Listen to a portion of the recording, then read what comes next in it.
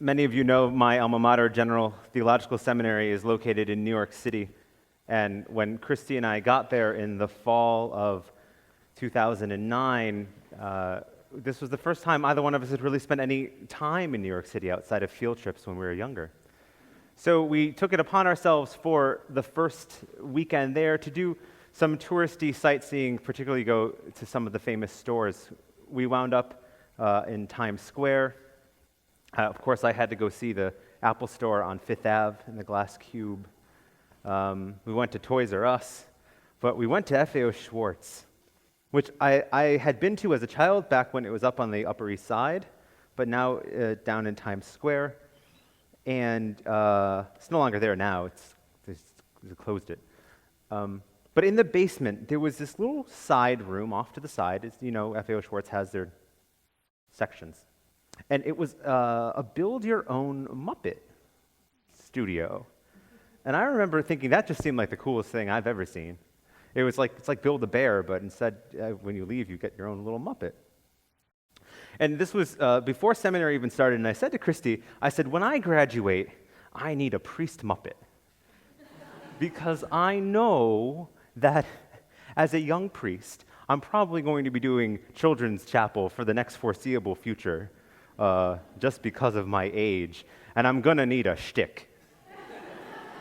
Because frankly, I had nothing else to offer.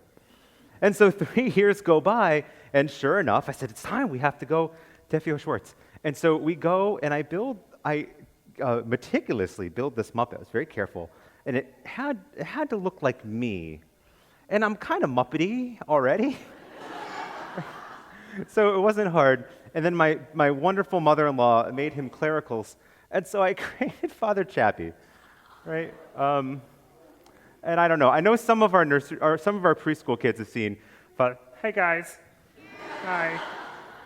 He has a voice, and Colin watched. It's so strange to be talked to by a puppet as an adult. I know. So I made Father Chappie, and Father Chappie became for me a mask. It became for me a way to interact. Oh, sorry.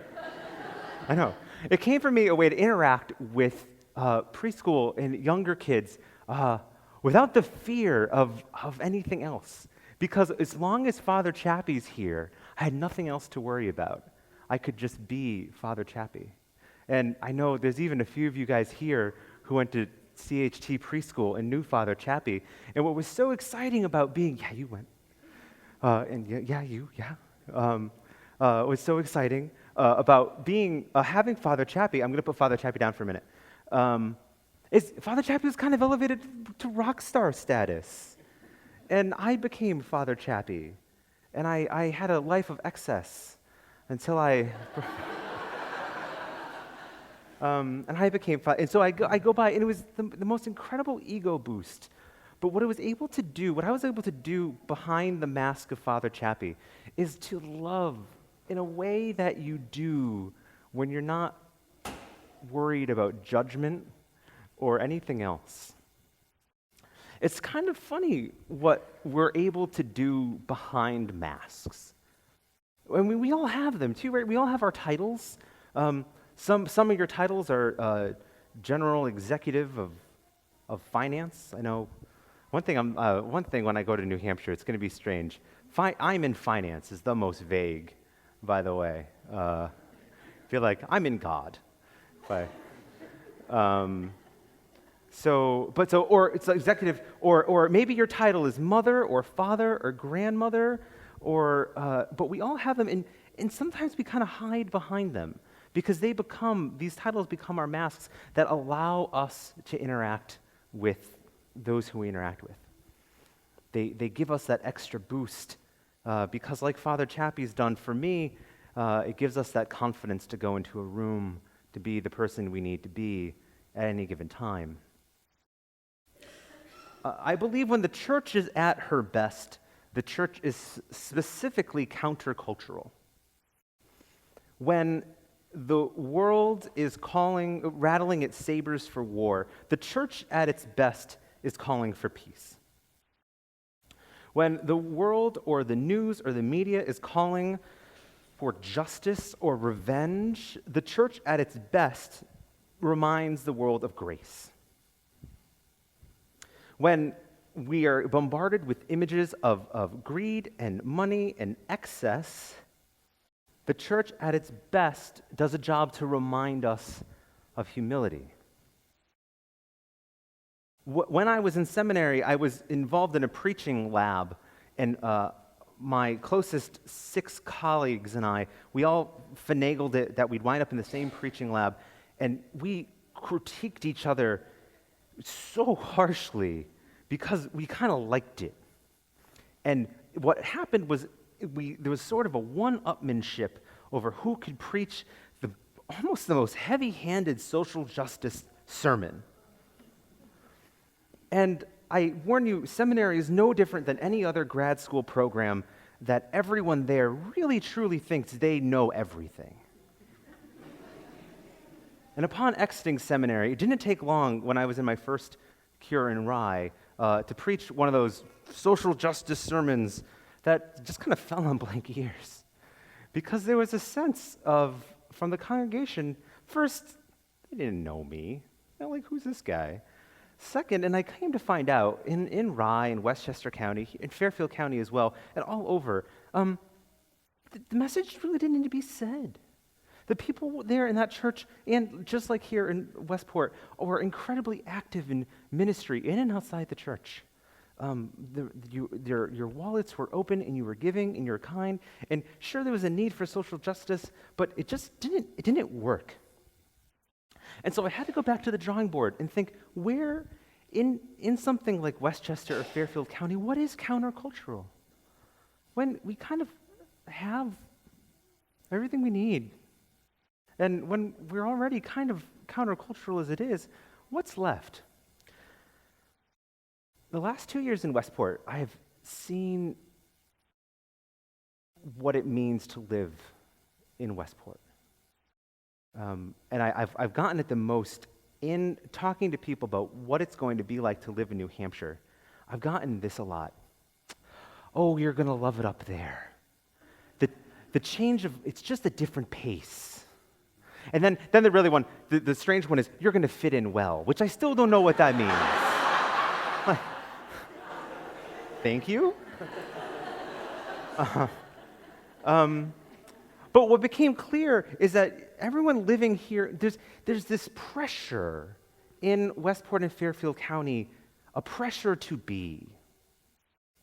And I think the messages that we get from all different angles is that we, even in our titles, and particularly in our titles, are never enough. We're never enough. We're never enough of a CEO, president of finance. We're never enough of a mom. We're never enough of a dad. We're not enough of a husband or a wife or a child. There's a lot of never enoughness, which then takes the form of this need to achieve constantly. We're reminded when we start sharing our resumes, or when we're invited out to a restaurant that we would never really go to on our own, but since it's someone else's birthday party, yeah, sure, we're going to go there. But boy, it's nice that you're having your birthday party there. We're reminded as we drive by the beautifully manicured lawns and think, like, wow, what do they pay to get there? I can't even find the time to mow mine. We get it.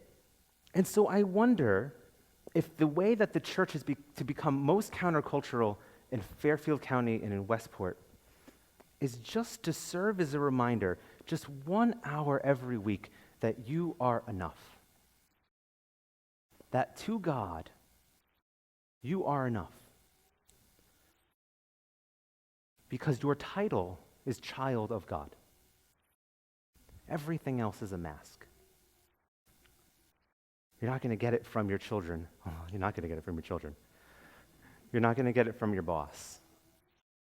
And hopefully you get it from your spouse, but sometimes that's tough too. But you're enough.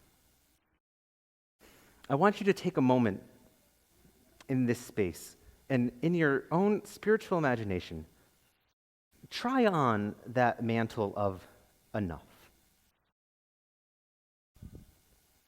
What does it mean to truly and honestly believe that you're enough?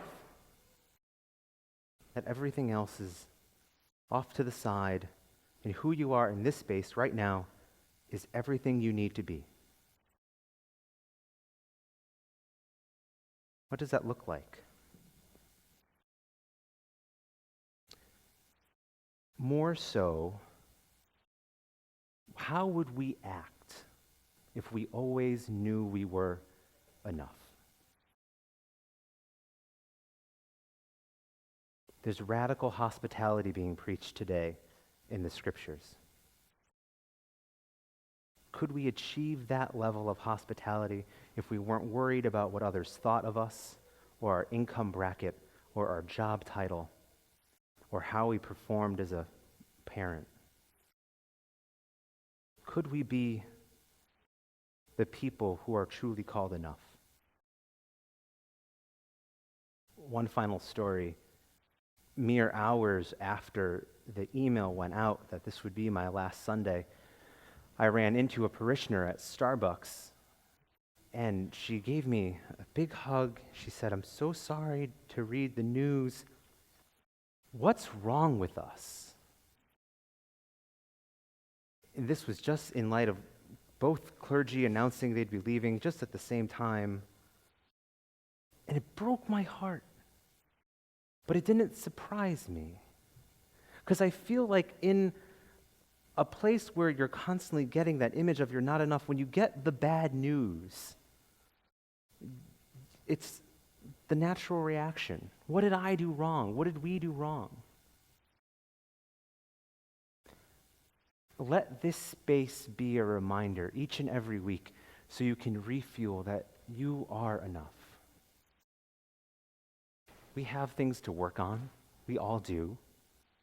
But in the eyes of God, in the eyes of the only one that really matters, we're enough. And we are loved. I pray that as the weeks and months go on in this space, no matter the change, no matter who preaches from the pulpit, and I can tell you there's some incredible voices lined up for that pulpit for the next few months, that this place serves as a reminder for all of you that no matter what Westport or Fairfield or the world or your children or your boss tell you, in God's eyes, you're enough. We know it. May we believe it, and may we live it. Amen.